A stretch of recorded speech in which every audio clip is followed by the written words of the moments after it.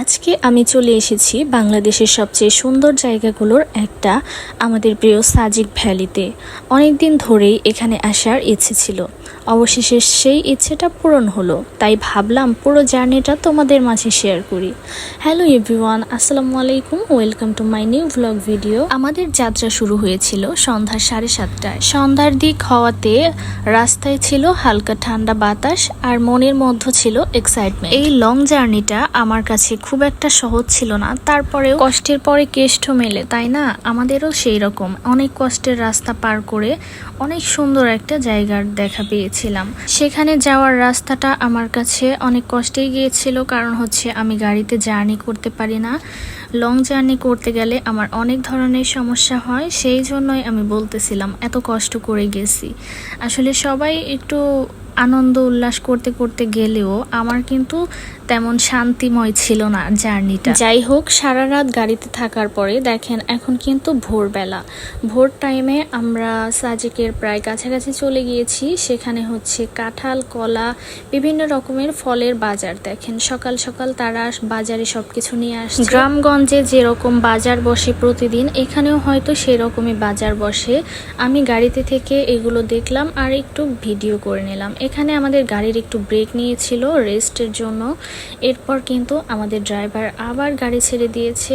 ড্রাইভারের গাড়ি চালানো দেখে আমাদের খুবই ভালো লাগছিল, কারণ সে একটা তালে গাড়ি চালায়। তার গাড়ি চালানো ভালো লাগছিল দেখে একটু ভিডিও করে নিয়েছিল আমার হাজবেন্ড। সারা রাত জার্নি করে তখন কিন্তু আমি আহত হয়ে পড়ে আছি গাড়ির মধ্যে, আর আমার হাজবেন্ড ভিডিও করতেছে টুকটাক। আমি সেগুলোই পরবর্তীতে দেখে আমার ব্লগে সেট করে দিয়েছি। দেখেন আমরা কিন্তু বাস থেকে নেমে এখানে সকালের খাওয়া দাওয়াটা কমপ্লিট করলাম। এরপর কিন্তু আমরা চাঁদের গাড়িতে উঠে সাজেকের উদ্দেশ্যে রওনা দেব। আপনারা সবাই যেটাকে চাঁদের গাড়ি নামে চেনেন, আসলে সেই গাড়িটা কিন্তু পাহাড়ের আঁকাবাঁকা রাস্তায় একমাত্র দেখা যায়। পাহাড়ের আঁকাবাঁকা রাস্তায় কিন্তু বাস, ট্রাক, প্রাইভেট কার বা বাইক নিয়ে ওঠা খুব একটা সহজ না। বিভিন্ন জায়গায় দেখলাম বাইক নষ্ট হয়ে হয়ে লোকজন দাঁড়িয়ে রয়েছে। এমনও হয়েছে প্রাইভেট কারের মধ্যে ধোঁয়া বের হইতেছে, রেস্ট নিতেছে, দাঁড়াইছে, হয়তো নষ্টই হয়ে গেছে প্রাইভেট কার। তখন আর তারা কি করবে, চুপ করে দাঁড়িয়ে রয়েছে সবাই প্রাইভেট কার থেকে নেমে। সেগুলো দেখে আমরা ভাবলাম ভাগ্যিস আমরা ছোট গাড়ি নিয়ে আসিনি, আমরা সবাই এসেছি চাঁদের গাড়িতে। সারা রাত জার্নির পরে পাহাড়ি রাস্তায় যখন পা দিলাম তখন কিন্তু মনটা একদম ফ্রেশ হয়ে গেল। এত সুন্দর সুন্দর পাহাড়, ছোট ছোট পাহাড় দিয়ে শুরু হলো আমাদের রাস্তাটা। এরপর রাস্তার যত গভীরে যাব তত বড় পাহাড়ের দেখা পাবো। এখানে হচ্ছে আমাদের চেকপোস্টের জন্য একটু দাঁড় করানো হয়েছিল। চেকপোস্ট পার হয়ে আমরা আবার রওনা দিলাম আমাদের সাজেকের উদ্দেশ্যে।